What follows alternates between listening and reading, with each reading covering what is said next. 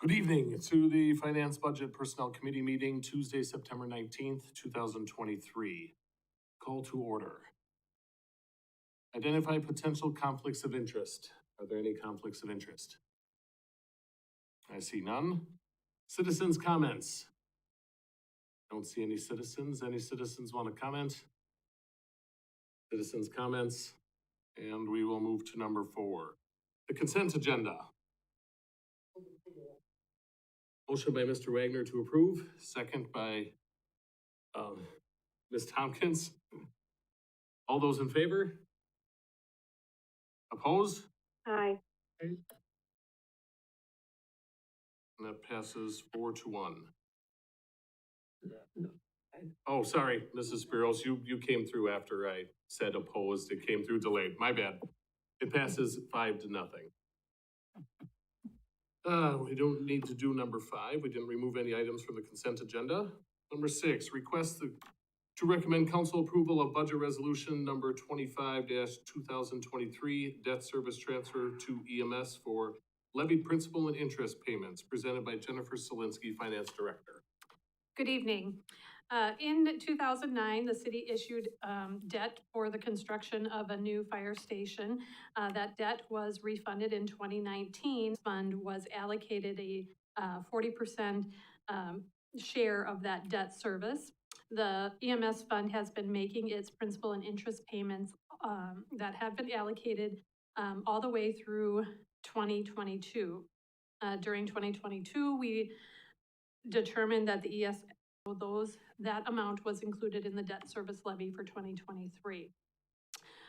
So we levied those amounts. They were collected in the debt service fund, and the payment was made. However, it was made out of the debt service fund, and it should have appropriately been made out of the EMS fund. So this budget resolution makes the intent follow the general ledger. So with that, I would recommend Finance, Budget, and Personnel Committee recommend council approval of Budget Resolution 25-2023. And it should be noted that the Fire and Police Commission did approve this resolution at their meeting earlier this week. Okay, what's your pleasure? Motion to approve by Ms. Tompkins. Second by Mr. Reigel. Any questions or comments? Mr. Wagner. Yeah, thank you. Okay, so you said we levied for this. Correct. So it was part of it was something that the taxpayers paid in on already once. And now this is gonna be, now you're instead of having it in debt service, you're gonna put it in. Correct. All right, so the citizens got levied for this, which I think is the first time. First time, yes. Is this gonna happen again? It is slated to occur in the 2024 budget recommendation as well. The fund is not yet in a cash position given the anticipated budget in order to make that payment in 2024.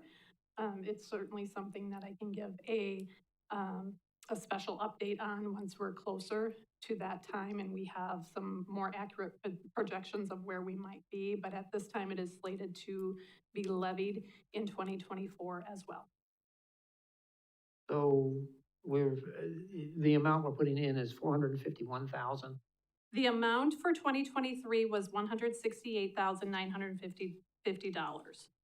That was collected in 2023 as part of the taxes, and it just resides in the debt service fund rather than the EMS fund. For 2024, that amount will be $171,000. But was really for informational purposes only. It really doesn't factor into this budget resolution. Thank you. Ms. Tompkins. Okay, so this actually brought up an idea in my head. A couple meetings ago, we were talking about the 3 firefighters, and one of the points for the 3 firefighters was that the city of Marshfield wasn't being contracted like the townships and things where they actually pay for that service. We weren't paying for that service, and I had said, well, aren't we paying for the fire station? And So actually, the citizens of Marshfield are paying last year and this year for the fire That was the station. point. Whereas the 2023. 23 and then 2024, if that budget is approved. So they are paying with their taxes for the fire station. And in a way, they're also going to double pay because we're gonna use general fund money, which would be probably the revenue that we shared revenue, to also pay for the firefighters. So that's sort of double load on the citizens of Marshfield, whereas people outside the city are also getting the same services, but maybe paying less out of their taxes. So we do need to be careful that we share this equally, because people live outside the city, so they have less taxes, but it's not fair for the people living in the city to be paying more for the same service. So I don't know how we can make sure that we're doing that, but that's very important. I believe we have an upcoming meeting to discuss, I believe it's very shortly, to discuss how we charge both ourselves and those outlying communities. It just hasn't occurred yet. I'm absolutely willing to give an update, kind of a fund status, and once we have that meeting, outline, what the contribution from the taxpayer would be into the EMS fund, given the 24 budget estimates that we have at the time. Oh, Mr. Wagner. Yeah, we're still financing some number of firefighters out of that EMS fund, is that correct? There are, right now, it's 8 2/3 is the staff that's allocated to the 605 fund. Okay, so And their fees are being used to pay for those. So when the EMS fund loses money again, or when they don't actually have a positive fund balance, what are we gonna cut? We'll have to take a look at the budget in detail. Thank you. Any other questions and comments? All right, we have a motion by Ms. Tompkins and a second by Mr. Rigel. All in favor? Aye. Aye. Thank you. All opposed? Motion passes. Thank you. Request to recommend council approval of memorandum of agreement with Marshfield City Employees Local 1021, representing Marshfield professional firefighters, making possible a modified work schedule for employees with qualifying FMLA event, subject to approval by the fire chief, presented by Jody Clements, interim fire chief.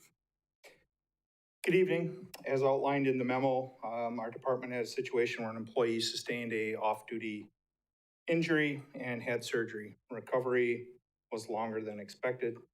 The employee, being newer on the department, was short on sick leave. Staff wanted to accommodate the employee by using them on light duty. Due to the collective bargaining agreement, we are very limited in how we could use this person. The firefighter's contract defines the work week and schedule. Under those constraints, the employee would have ran out of time. I was able to create language that was agreeable between my office, city leadership, fire and police commission, and the local. In brief, if an employee has a FMLA qualifying event and the employee requests a modified work schedule, the chief may grant the request if the department has work available that is appropriate for the skills and the restrictions of the employee. The employee is not eligible for overtime. This is a win-win for the department. We can reduce the impact of sick leave and help protect our best resources, our employees. I would ask for your approval.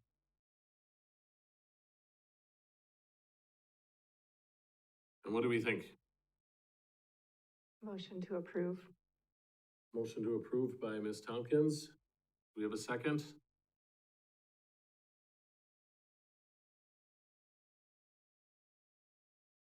Second. Second by Ms. Spiros. Any questions or comments? Mr. Rigel. Excuse me. So I understand that this MOA is going to be a deviation, I guess, from the CBA that's currently in place. Is this something that's going to be addressed at the next negotiating table, round, whatever you want to describe it as? No, Okay, so this is just gonna be a one-off? yep, yeah, so it basically, this is, the local is not interested in changing the definition of their work schedule. This would basically be just could use this in any FMLA, employee that would have it. And, they would have to request the change, to be able to do that. So it gives basically the city and myself the complete leeway on this. If I can add to that real Can I get- briefly, can I get I'm sorry. some- Go ahead. I'm just gonna say that, HR and administration have spoken with fire personnel as well, and our support is in part because this is not gonna be part of the collective bargaining agreement. This is gonna remain separate. Sometimes when there's a memorandum of understanding or memorandum of agreement, we talk about incorporating that into the next round of collective bargaining.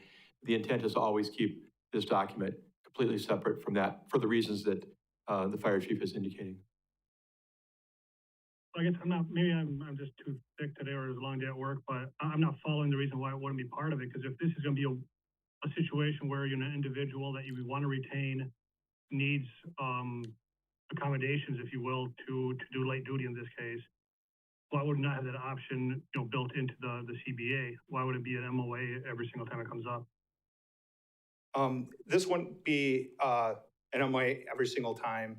I could use this now from until the, local would say, no, we have an agreement on this. And, it was our understanding and everything that I could keep using this going forward. Okay, so this is not just a one-time use, it's in perpetuity until otherwise stated? Yeah. Correct? Yeah, expanding on my earlier comments, two reasons. Number one, if it becomes part of the collective bargaining agreement, we need to negotiate it, and that's part of what could be negotiated from year to year, and we're not looking to do that. We're never looking to take away in any way, shape, or form the chief's ability to say yes or no based upon the circumstances. Okay, thank you, guys. Mr. Wager? Thank you. I've been in on those bargaining, missions, I don't know how many times, and tons of times. And that basically everything is bargainable. And I think what it looks like here is, we're essentially giving them something that, they didn't bargain for. And usually the bargaining is a give and take situation. And I suspect that, I don't like to see this, done at the total discretion of the chief. That can be misused or can be claimed to be misused or anyway. And, I also don't like the idea that it's not in the collective bargaining agreement. I think it must be in there. On this particular occasion, I would vote for this only with the understanding that at the very end, which we should be starting negotiations with them I don't, real soon, right, yeah. Steve? Correct. Soon? Yeah. Okay, we should be starting negotiations with them real soon, and, I think that we'll bring this up and say if they want this, they gotta buy it. So that's- Actually, just to let you know, I wanted this. They didn't, I brought it to them. This is gonna be a benefit for us, more for us than for the employee. So, Well, I would tend to disagree with that in some regards, but, I just, I've been through these meetings and I've been through it bargaining many times before in my career. And, I just don't see I don't see these side agreements as good things to have on floating around. I really don't. I won't vote against this one because it's essentially something that I think you're depending on under this situation. But I will insist on it being a subject of bargaining in the very near future. Ms. Tompkins? Is this something that is going to just be a part of this situation, or is this something that can be applied to future situations? it can be applied to any FMLA qualifying event.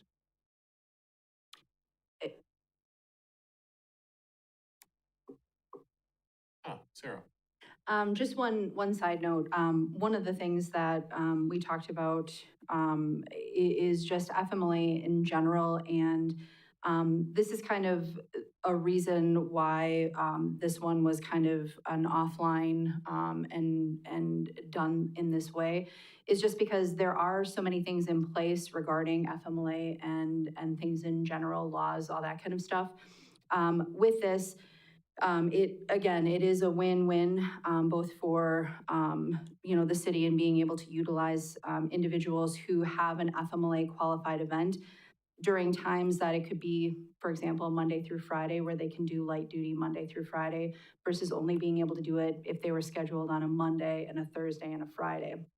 It gives more leeway to be able to do those special projects that that individual would specifically be able to do and qualified to do. So I just wanted to kind of put it out there that, typically, when there is like laws and things like that involved, typically those would probably not be included in contract negotiations. And so that's why this one is kind of a one-off, where we wanted to be able to provide some other options for those who are experiencing a qualified FMLA event. Ms. Tompkins? But this isn't a one-off, right? Because you said you could use it for future. Right, so it would be for others that have a qualified FMLA event. So it's kind of, it'll be like a case-by-case basis, but it would only be for those who basically are on FMLA through us in HR. If you had this in the future, would you plan to run it by HR? Like, do you have some sort of system where you would approve it, Sarah? Mhm. Okay. And I'm just sorry, I have one more question. This request is that they're not working time and a half. Is that right? Correct? Okay, so that's why it's a win-win, because they're Yes. just working time. Gotcha. Any other questions, comments? Then we have a motion to approve by Ms. Tompkins and a second by Ms. Spiros. All in favor? Aye. Aye. All opposed? Nay. That passes 4-1. Thank you. Request to recommend council approval to extend the current contract with SEH for planning services for the fourth quarter of 2023, presented by Steve Barg, City Administrator. Thank you. Well, after Stephen Wiley, our former city planner, left in October of 2022, we did end up reaching out to and contracting with SEH. They're a consulting firm to do planning-related work for us. We were very fortunate in the fact that Bryce Hembrook, and this is part of our decision, I think, is the person that they could put on the account for us, and he had been city planner for the city of Marshfield for about 4 years, so we were fortunate for that. Subsequently, we have redone this agreement. They do it quarterly for the first, second, and third quarter of the year. I believe there was a minor price increase one of those quarters, but it's been a good relationship. Bryce Hembrook does an outstanding job. He works for us usually 2 afternoons and 1 morning a week, totaling, in the range of 10 to 12 hours a week for the city, and has been helpful on a number of things. Certainly handles plan commission items, but does a number of other planning and zoning related work for the city of Marshfield. So we're coming to the end of the third quarter, and the suggestion is that we look at re-upping, if you will, for the fourth quarter. The terms would remain the same hourly rate that they bill for Mr. Hembrook's time, and the same total maximum amount possible. We don't come anywhere near that in terms of the amount that, it's coming around, I think $5,000 a month is what we're paying for his services. If in fact we were to get a city planner on board before December 31st, we're not under any obligation to continue to pay SCH till the end of the year. It's based on time and materials for the hours he works. But quite frankly, we're in the process right now of trying to secure an assistant city administrator / development or community development director. And that's our focus. I can't see us hiring a city planner in calendar year 2023. Anyway, that'll be the next phase when we get someone on board in that top position. So my recommendation would be that the committee recommend council approval, authorizing me to execute an agreement for the fourth quarter of 2023 with SEH for the services of Bryce Hembrook. So moved. Motion by Mr. Wagner. Second by Ms. Tompkins. Any questions or comments? Mr. Rigel. Just mainly for my clarity here, SCH is not a staffing agency, it's a consulting agency, correct? Correct. Yeah, they do planning and they also do, I think, engineering and a variety of service, as do many of those types of firms. This office is located out of the Milwaukee area. Okay, and then the work that Bryce is doing, I know we're not coming close to that, the maximum amount, but hourly, I mean, if you had to guesstimate per week, how many hours is he putting in? Like I said, somewhere in the neighborhood of 10 to 12, oftentimes closer to 10. He usually works Monday and Wednesday afternoons and for a couple hours on Friday. Oftentimes Friday is if there's an agenda going out that he needs to update a report for or do a staff memo on. But we're right around 10 hours a week in general. There have been some special things that have come up that we've needed his help on, but we've tried to tailor his hours accordingly so that we don't exceed that. Okay, thank you. Ms. Tompkins? Steve, would it make more sense to actually give him more hours? Because it seems like there's been a bit of a backlog. Do you feel like there's work that he could do that we could just pay for? I think we're doing pretty well on the items that need to move forward. Like I said, plan commission, you're talking rezoning, conditional use permit, those kind of things. And I think with this new plan we have in place that came about in the last 30 to 45 days with the ordinance officers now doing signs and fences and those kind of things, I think we've covered some of what used to be the associate planner position that was in part falling upon Bryce as it was, and creating some of the backlog. Admittedly, some of the sign permits I think we're getting a little bit behind on. But I think some of that is seasonal anyway. So I appreciate the question, but I think for the most part, I think 10 to 12 hours of Bryce's time is enough for what we need him to do. We're obviously not doing bigger planning projects. At this point, we're not going to redo the zoning code. We're not going to redo the comprehensive plan or those kind of things. But I think we're getting by with the things that are most important. I would just say, if you feel that we obviously have some room in this budget, so I think that this is one place where I think citizens and new businesses get frustrated. So if we need to use it, I would just encourage you to say, oh, maybe we need them for 15 hours a week. I'm just thinking of the mini golf and how long it took for all of that zoning and planning to go through. And so, sometimes maybe we should speed it up for some of these new businesses. Yeah, I'll keep that in mind. Some of those applications get kind of messy and they do require a little bit more time and energy, you're right. I'll definitely keep that in mind. Mr. Wagner? Thank you. If I remember correctly, that contract, it's a pretty lengthy contract, if I recall, but it also had fee schedules for other lower grade and upper grade planners or people of Yeah. those skills. Yeah, I'm looking at the hourly billing rate. Really, almost everything we see is Bryce, which is, I think, $140 an hour. There is a lesser rate if we get a person with lesser skills. And if we need his supervisor, I think that's, again. Yeah, that's there was also stuff for the GIS work too, if I recall, but. Yeah, there may be. But the point I want to make is the reason that we contract out in this case is that SEH already employs those people who could fix the particular slots that we get into the planning commission or even to code enforcement. Oh, yeah. Could do that. So Yeah.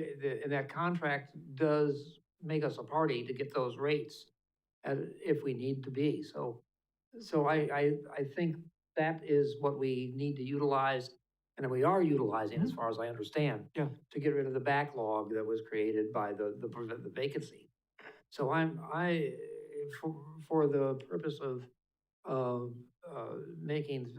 getting rid of the backlog, getting everything up to speed, not making the citizens wait an inordinate amount of time to get help from the planning department or a planner. I think this is the best deal we've got going right now. It is. And I mean, it's working very, very well for us. And some of the backlog thing is a little bit seasonal. So as we get into the fall, we ought to be able to see a little bit of tailoring off of that. But I do appreciate the comment that if we go over a couple hours, it's not a bad thing. That's nice to know because, I mean, Bryce himself will sometimes say to me, Steve, I need a little bit more time this week because here's what I'm working on. We talk about it. This helps me to know where your priorities are. Any other questions or comments?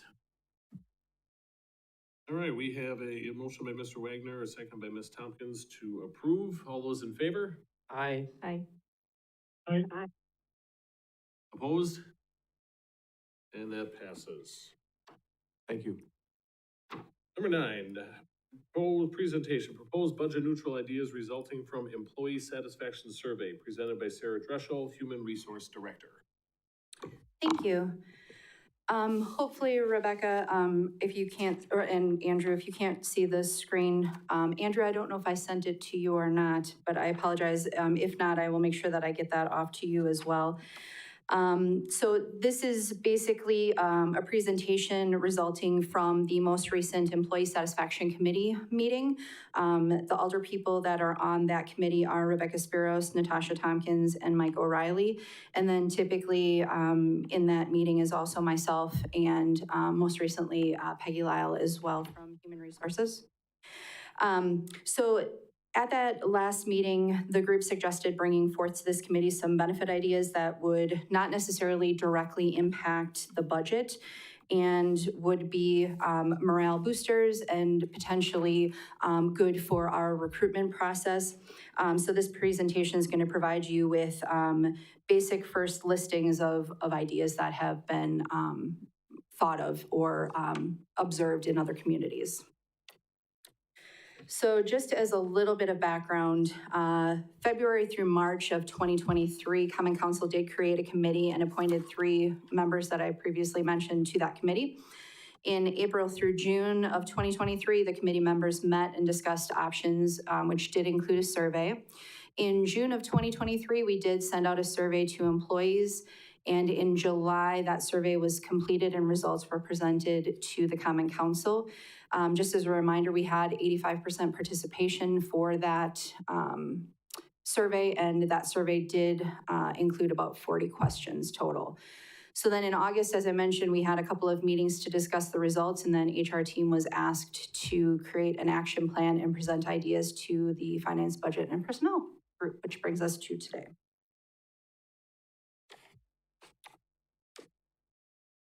So some additional or initial ideas are, things that won't necessarily directly impact the budget. So those include the vacation accrual update and policy changes, a birthday day off, an increase of a day to personal holiday days, having a volunteer day off, sick leave, and that would be increasing the usage for family members, and a dress for your day. So I'll kind of talk about each one of these individually. So for vacation, the policy itself was last updated in 2019. The changes that we're going to be proposing include updates to the accruals for each employee type, like hourly, salaried, or department and division heads, some payout changes, and sick leave conversion options. So to start, we can look at the non-exempt or the hourly accrual rate. In each of these slides, I put the current policy and then what the proposed policy would be. So as you can see, on the proposed side, employees basically will receive vacation increases every couple of years versus the somewhat more traditional plans that are out there, which would be like date of hire after a year, 5 or 7 years, that type of thing. So this increases the amount of vacation right straight away at new hire, and then smaller increases each year instead of getting like a week at a time after a certain amount of time. So you'll see it's just a couple of days here and there. There also is increases for those who stay 25 or more years, where in our current policy, anything after 20 years, it just remains that 5 weeks of vacation. So that's hourly. Salaried is very similar. It's just a change with the date of hire amounts. So you can see on the left-hand side what the current one is versus the proposed one. And then for the department and division head accrual rates, I have those listed here as well. So slightly different changes for this group, bigger amounts, but smaller increments. So you see it isn't quite as many incremental changes there. So additionally, some of the things that we've seen in other municipalities include some of the things that I've listed here. One change being proposed would be allowing some sick leave that we receive each month be able to be converted over into vacation. So after 5 years of service, an employee could convert up to 6 days of sick leave yearly to vacation time, as long as they continue to have a minimum of 10 days of sick time remaining in their sick leave bank, sorry. Converted vacation, though, would not be paid out if the employee terminates or retires. So this is truly in kind of its own separate bank. So we would be able to tell whether or not they utilized it or not, similar to how we have personal holiday days. Those are separate as well. Additionally, vacation time would be accrued throughout the year. Currently, employees get all of their vacation on day one of their anniversary date to be used throughout the year. Moving forward, employees would get the entire amount on their anniversary date. However, the employee would actually be accruing that throughout the year. So for example, if I had 12 days of vacation on my anniversary date, I'm actually only earning 1 day per month. However, if I wanted to use 3 days in that first month of my anniversary, I can do that. But if I turn in my resignation, let's say right after I take those 3 days of vacation, I would have to pay back the days that I had not yet earned on my final paycheck. So it truly would move to an accrual system. In our current policy, some groups as well can only take vacation in 1 hour increments, and some can only take vacation in half days or full days. One of the changes that we're talking through would be the ability to allow anybody to take a minimum of an hour at a time. This helps for those times when someone just has something quick that they want to do and then they can come back to work. Instead of having to take a half day, they'd be able to take it at an hour at a time. So this just helps business-wise anyways. And then additionally, it would be putting a maximum amount in of the 3 weeks. Part of this is because obviously we're increasing vacation amounts, and obviously we need the city to continue to run. However, there are times when people have big events in their lives where they might need to take more than 3 weeks. This would be basically approved by either division leader or Steve, if it is the division leader that would be wanting to take that more than 3 weeks at a time. But typically, we're not seeing that even currently, but we just wanted to make sure that we put that in there. Okay, so then one thing that would be more unique would be having your birthday off. Most cities don't have this benefit, but a lot of businesses are moving towards this. Employees basically would get 1 day off per year that would be given during the month of their birth. They would have that month and then the month after to utilize that benefit. It's a use it or lose it type of benefit, so if they don't use it within those 2 months, they do lose it. It's also not paid out if the employee were to terminate or retire during that time if they had not used it. So it's kind of a use it or lose it benefit. Again, this would be something that would be unique to us, something that we would be able to put out there for recruitment purposes. And again, it's 1 day additional per year. And what's nice is with Kronos, I just want to mention this, with our HRIS system, a lot of these unique things will be really fairly easy for us to implement, and it would be very easy systematically to maintain. So it's not adding a ton of work to staff to actually put these into place. So I did want to mention that as well. Next would be personal holidays. Currently, employees receive 2 personal holidays each year in January. This is a January to December benefit. This is also currently a use it or lose it type of benefit. So if at the end of the year, an employee has not used their 2 days, they do lose it. Also it is not a paid out option either. So all of those would continue. Basically what we would be doing is changing it from 2 days to 3 days. And this falls a lot more in line with many of the other municipalities. They're already at 3 or 4 personal holiday days besides the normal basic holidays that they have. Or some are doing a mixture of adding in additional holiday days like Good Friday or some other holidays. But typically we're seeing more days put into this category. So this one would be adding 1 more day. Volunteer day off. So this is another one that we're starting to see here and there, but it's definitely what a lot of companies are moving towards. It's a great way to give back to communities. This would be one day per year that an employee could choose to volunteer for an event. There would be a minimum amount of hours that they would have to participate in order to qualify for that day off. And then they would have to provide proof of service. And then we would, be able to promote volunteer hours on our website and other social media platforms, but just a really great way to give back to the community. So again, a unique thing, but there would be criteria for this. And again, not something that would be like a heavy burden to staff to have to monitor. We would be able to create a process that would make that somewhat seamless as well.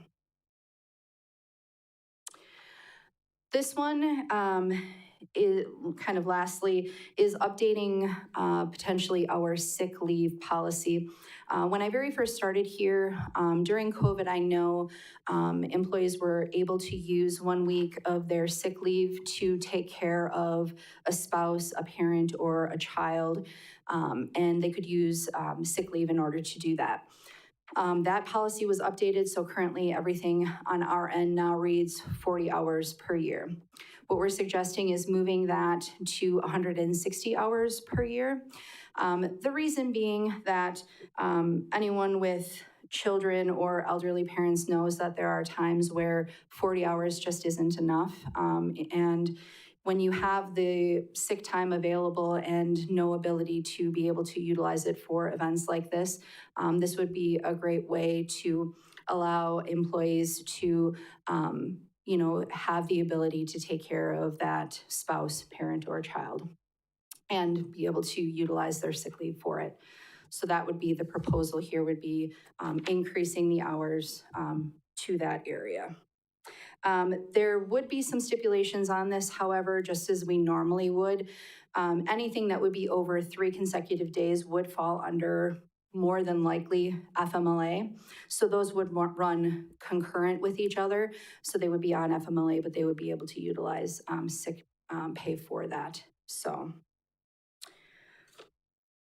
okay. So then additionally, I just wanted to mention some other things that I'm not going to go into detail on all of these, but these would be for future meetings that are based off of that employee survey. These are just items that certainly will be covered and brought up for consideration. So I just wanted to put it out there that there are more topics and items that we can look at in the future. So for tonight, my recommendation would be to implement the items that have been proposed during the presentation. The reason why it's not policy after policy after policy for this group tonight would be, obviously, one, I want to make sure that there's support for these items, and two, we really do need to either fully update our current policies or create new policies for the some of the items that we don't have and don't currently exist right now. So the idea would be, with the approval of this group, I would move forward with updating or creating new policies with Peggy, and then we would bring those forth here as they are created and updated for recommendation for approval, and then ideally then implementation as needed to city employees. So at this time, I will definitely, listen to your feedback and thoughts on what was presented and answer any questions that you might have. I can't see the other two, are they? Oh, I'm sorry, I'll move that. No, it's okay. Yeah, I have plenty of questions, obviously, and I'm sure everybody else does here as well. We'll go with Ms. Tompkins, then Ms. Spiros, then Mr. Wagner, Mr. Rigel, if you have any questions, and then myself, unless we cover that. There's a lot there, and I think it's really cool, but yeah, Ms. Tompkins, you first. You speak so rarely. I'm gonna let you take my spot and I'll go last. No, I'm not supposed to until the end. Ah, Yes, gotcha. thank you. Okay. Actually, you can. Right. under Article Oh. 48, on a small group, you can do it, yes. Okay, that's fine. You go first. I have plenty of, Okay. How many sick days are right now in the, for employees? So employees can accrue up to 960 hours of sick time over the course of their employment, and they can get up to 960, use some, get up to 960, but they accrue basically 8 hours every month, So in a year, what's their total? That would be, 12 days. they would get 12 days a month. Okay. So, there's some parts of this package that I love. I love the fact that we are saying to department heads and salary people who work more than 40 hours a week, that you can have vacation. And the reason I love that is because it's really important for people to have a break and a mental health and then come back. Otherwise, it's just a drudge. And so I love that. The thing I'm seeing is, and I really like the sick leave for the families. I think that's really important. And I think that honors the fact that we have a lot of people who take care of families. The fact that it flips over into FMLA makes me feel more comfortable. The thing I'm seeing though is that not only are we increasing vacation, so, and you know, I've kind of have it out here, so like a department head would get 4 weeks at the date of hire. I think that's very appropriate for a department head. But we also already have 2 personal days, and we would increase that to 3, but that's basically a vacation day that everyone already has, plus a birthday, so that would be increasing to 4, plus potentially volunteer, that'd be increasing to 5. So that's an extra week of vacation on top of the vacation. And then you can take your sick leave, and if you don't use it, turn it into vacation, which actually I like that, you know, because that sort of says to people like, hey, if you're a healthy individual, you get more vacation. Well, that's kind of great for like healthy lifestyles. But it is a little bit of a piling upon piling. And so personally, I would wonder if we should take out personal days, because it just seems like they're all kind of hidden in little spots. So take out personal days, you've got vacation, you can change your sick leave to vacation. That's just sort of my thoughts on it. And I can see your point for those people who have been here for like a number of years. But for, you know, someone coming on board, let's say, for example, you know, brand new division head, or, you know, department head who doesn't have any, you know, sick time that they can convert over or things like that, or, you know, some life event happens or things like that, you know, that's where there could be issues. So essentially, it would kind of impact those that would be new hires. And I'll be honest too, like for most department and division heads, while this is great, I would say many already struggle to take the vacation that they have. So I think for the most part, if the concern is that service or quality of what's going on in the departments is going to decline, what I can share with you is I think all of us that are in department or division head positions, or even salaried positions, or even hourly positions, quite frankly, but for the most part, everyone is very conscious about the fact that if they leave and go on vacation, that they have to really prepare ahead of time, and then they have to be prepared for what they come back to. And I'll speak from experience. I was just on vacation on Thursday, Friday, and Monday. It's pretty brutal coming back and trying to get back into the swing of things. Definitely loved every moment of it, but we definitely take into account, it would not just willy-nilly take vacation days here and there, because all that does is continue to pile the work up. So I think people would be very conscientious, as well as department and division heads and supervisors and things like that, really understanding the city business and what's needed, and that, you know, 2 people aren't taking vacation at a time or things like that. It's typically what we do now, but definitely I can understand where you're coming from. And to address that issue, if you felt that maybe new hires needed to use personal days for vacation because they didn't have enough, maybe the first year of hire is when people get personal days. you know, so that we address that, but then it just turns into, I don't know, but it just seems like there's so many pots that it's confusing, and it would be better just to be able to say, hey, you have this much time off. Mrs. Spiros.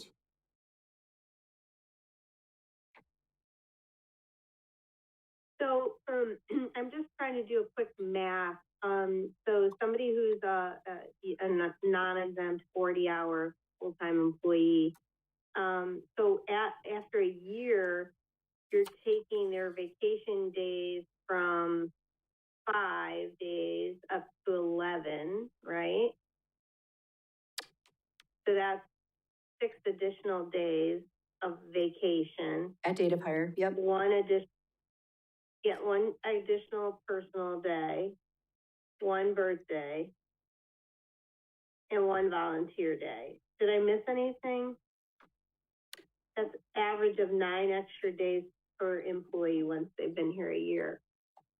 That would be Is that actually at date of correct? hire. On day of hire? Yeah, so date of hire, they would move Because- from 1 week, which they currently get, to the 11 days. Yeah, okay, I'm sorry, I was talking about date of hire. So date of hire, we're actually giving basically full-time employees 9 extra days than what they get now. Is that correct? Yep, if they do I'm use just that trying to volunteer day. Mhm. Okay, yeah, I'm just trying to make sure I'm doing this right in my head. And so then after a year, it'd actually be they would go from 80 to 96 hours. So it's an additional 16 hours. So after a year, it'd be another 2 days. They'd be getting 11 extra days. Yeah. And so once employees are here for a full year, they'll be getting 11 more days than what they're currently getting. With all of the things added up. Is that correct? Well, so, Because you're taking, Go because they ahead. go from 80 to 96 hours. So that's an extra two days. So anyway, if these numbers are correct, did we figure out, like what this would cost to do this? so basically, it's not necessarily like a budget hit, because the work obviously needs to get done regardless. So it's not, that's why it's kind of like a budget neutral proposal. Overall, none of these are going to be like an increase that you'll see on the budget itself.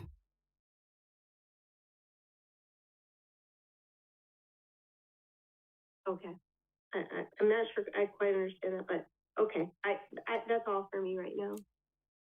Mr. Wagner. Thank you. Well, I have a number of notes here, but one of them is Ms. Spiros just addressed that and basically did the math for me. Thank you. They got the amount of days added up. That's a big boost. I think you've probably even been talking to my good friend Kim McGrath, because we're going through this at county too. And in the county situation, what's going on is that the individual committees and their oversight departments are requesting this. And what it is nothing, it's very similar to what you're requesting here. Okay. And the point they're asking for is to basically convert all vacation time to one heading. Well, combine vacation, sickness, FMLA, the whole bit, put it in one pot called PTO, paid time off. And that's what this is. You're basically gonna convert the entire system to a paid time off, so it doesn't matter what reason they get off, they take the vacation, it comes out of the same pot. So that's the way I see this working. The drawback that I see to it, and that is that we have a lot of small departments that are 2 or 3 employees in a department, or possibly as many as 5. And basically, as these folks accumulate PTO as it goes forward, we're creating a labor shortage in that office and we're gonna be faced with more overtime. You're right, this will not directly affect the budget. The budget dollars will be exactly the same. Is how many of those hours and dollars have been spent on actual work time as opposed to vacation time? And what kind of productivity we're getting as a entity. And that's something, I mean, this is taking care of our employees beautifully. This is a wonderful way, I mean, I'd love to work for this. But I don't know, I don't like where we're heading. I think we're going to be forced into a situation of hiring people who are just floaters that basically will go in and fill in in different departments, in a group of departments that all have like missions, and have a floater come in there and fill in for the people who are on vacation, because everybody's going to be getting a lot of vacation, and they will probably take care of it. So anyway, or take advantage of it, I'm sorry. You're gonna come back, nothing will go into effect until you bring this back. Is that correct? Correct. Mhm. And likely I the don't even first, want it brought back, but I think, let's get it on the floor for a vote. is there any one in particular that you're most concerned with?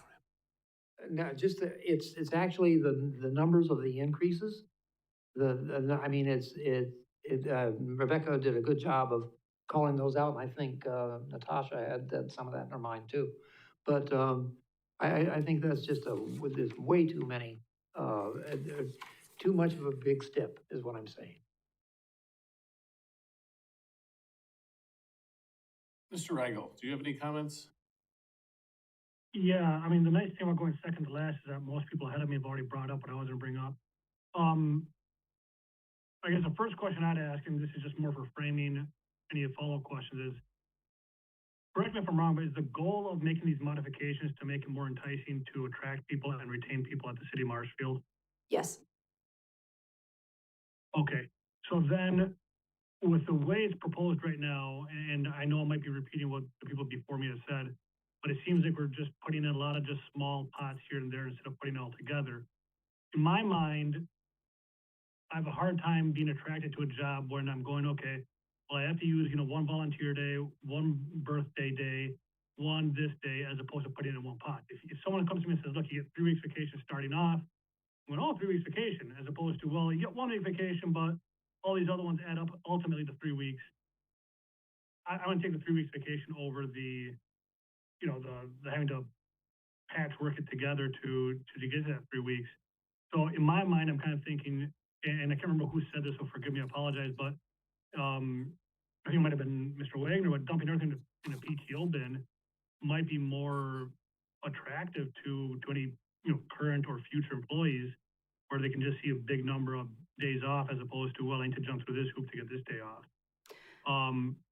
I think just secondly here then too, I mean, kind of echoing what was said before, yes, it's going to be budget neutral at the bottom line, but kind of what you had said earlier too, taking time off means you have to prepare to take the time off.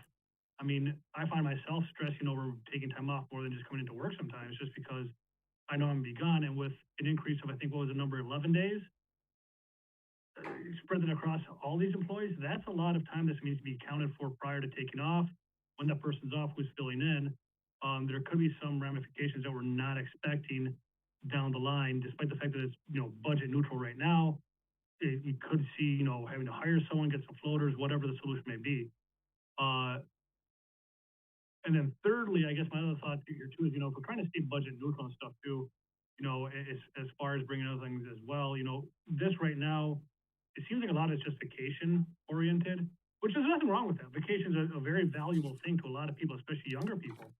But I mean, there might be other options too that we might not have tapped on right now, but I just mentioned that just so we don't feel like we're cornered into having to address it via vacation. And then finally, I apologize for being dark here. The light in this room burnt out, so it might just be a black screen here going forward. Can I just address a couple things? Absolutely. Okay, so the reason why I'm bringing this forward in sort of these separate, smaller buckets is very purposeful. One, the volunteer day off specifically, there's definitely going to be criteria as far as when someone could utilize that, how they could utilize it. I mean, that would definitely be not just I can just take this day off and say I'm volunteering somewhere. It would be very purposeful. Two, the birthday day off, again, criteria there. You get 2 months to use it. And I kind of understand what you're saying, Andrew, as far as, it's nice when you can see that bigger number, but I also think it's kind of fun. And I've experienced it where I've worked for a company that had a birthday day off. I thought it was kind of intriguing that that business was looking outside of the box for ways to celebrate employees.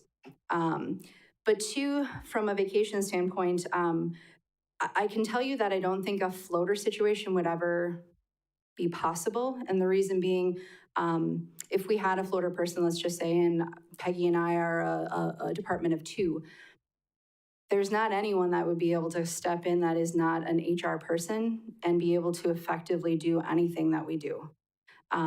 So in my instance, right, I think Peggy and I would have to be very mindful of when and how we take vacation. And that might mean that I can't take vacation at some time.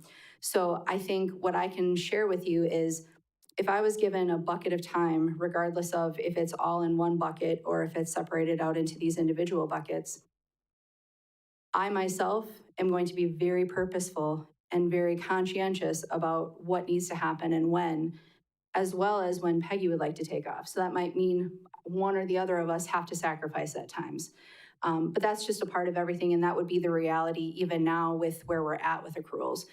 So I definitely would say I agree that these are big jumps, but these are definitely mindful jumps as far as what we're seeing with other municipalities. The sick time conversion, that was definitely from another city that I observed. And that was one thing that came up multiple times in the survey was how can we utilize sick time and things like that. So a lot of this is very purposeful and based off of what employees are asking for. But definitely I would say I want to make sure that I share with you that we want to be very mindful because we don't want to see any sacrifices to service or anything like that. We truly want employees to have a good work-life balance. And I believe that, again, knowing, and Andrew mentioned this as well, you know what you're going to be coming back to when you do take vacation. So you're very mindful and very purposeful of when you take those. So just a couple of my thoughts there. Mr. Wagner. And Yeah, again, just one sorry for more jumping back in. point of clarification. I forget if the city policy provide division heads, managers, management level people with compensatory time for overtime worked. There's no such thing as comp time here. No, not for Department of, not any, for anyone that's salaried. Not for anybody that's salaried. Mhm. But there is something for non-salary okay, and that's just time and a half for overtime. Is that what it is? So there's kind of different rules, and it's one of the policies that we're going to be looking at. Like, for example, it's a little bit different, slightly different comp time is for streets versus wastewater. They have slightly different accrual amounts that they can have for comp time. And some of them can renew over time, some of them can't. And so what we want to do is make that more basic, because one of the comments, and this is rightly so, if we were to change the vacation policy to what it is right now, there could be a lot of comp time as well banked up and things like that. So we want to make sure that we're doing a good balancing of that. So we'll take that into account. Somebody's got to do the work somewhere, Mhm. right? And so and that means if, and you said you had to be very mindful about what vacation time you took and how your department divided it up. But even in the smaller departments, even I'd say up to 5 people, that puts a burden on them too. And they're going to say they need help eventually. And then what do? We hire somebody else, right? Hire more. So, I just, I'm trying to be as frugal as I can with the taxpayer's dollar. Yep. And that's why I'm not, if I sound like Ebenezer Scrooge, well, yeah, I've been there. Yeah, I still am that, I guess. But, you know, it's just that, I believe in the mission of the city. And the mission of the city is to serve the public. And I don't know if we can do that if nobody's here to do it. So I know we're a long way from that point, Mhm. but we're sort of sprinting towards it instead of walking towards it. So anyway, I just want to share those with you, and thank you for the clarification. Mr. Rigel, we interrupted you, sir.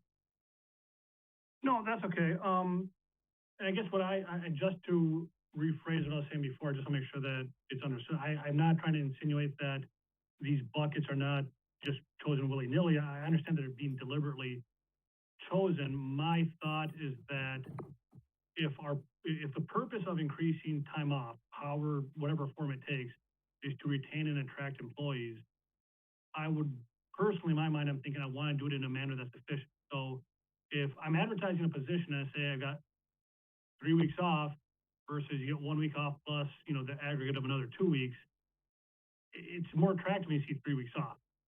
I'm not saying that it's a bad idea what's proposed right now, but it's just, in my mind, I'm thinking, how is it going to be more effective when you market it to a new employee? How is it going to be more effective giving it to certain employees?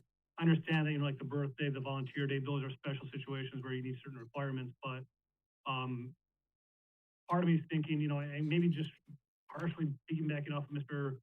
Wagner there, but if we're going to increase, time off, let's do it in a manner that's going to be beneficial to the city. So if that means that we're going to end up having to coordinate with a certain department because there are only 2 or 3 employees in that department for time off, let's make sure it's worthwhile, that we can get the people we want to get and keep the people we want to keep, as opposed to just kind of a mass increase of, let's make everyone happy. I want to make the right people happy, which right now it sounds to me like everyone at City Hall are the right people. And so, I think that's great for us that we've got such a strong team, but I'd like to keep the strong team here and be able to market to strong, candidates in the future. However that is, granted, I'll probably defer to you guys on that, but to me, it sounds a little patchworky to try to piece it all together and understand how much time you actually do have off. I'll just say one more thing too with that. I truly think it depends on the generation, and the way we're kind of approaching this is thinking of it kind of multi-generational as well. Brand new employees in the younger generation are looking for all of the perks and things like that they can get, especially the different kinds of times off. So they're going to look at a list of 10 benefits as being way better, regardless of the amounts, than let's say 5 that are bucketed different. So I think what I'm trying to do is kind of look at this as well as a multi-generational viewpoint, because at this point we have to, from a recruitment standpoint, we have to get creative and we have to show that we're willing to look outside of the box and think outside of the box.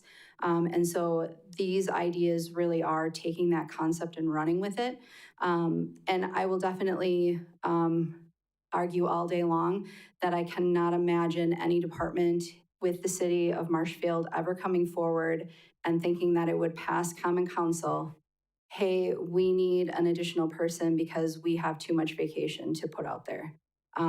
We all understand that that is just not going to happen, nor do we feel like that is fiscally responsible. So I would never be willing to bring that request forth. So I'm definitely going to put that out there as well. Mrs. Spiros?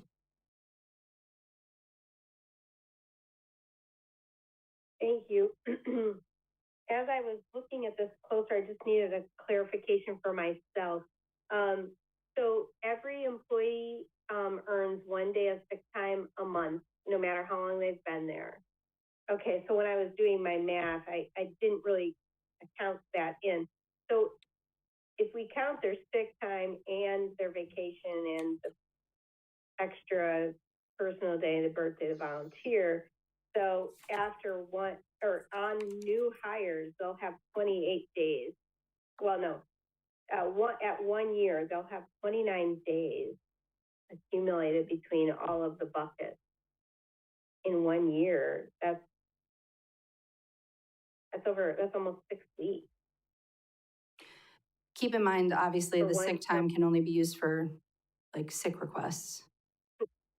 Right, I understand that, and I mean, to me, I wouldn't care whether this is all in one bucket under a PTO bucket or not. I mean, that's a horse apiece to me. I don't really have a big opinion on that one way or another. I can certainly understand how it's more convenient to put them all in one bucket, you know, and not have to figure out what's what, but I can also understand your points as to why you separate those. I think it's the volume of days that is a little bit, a little shocking, I guess.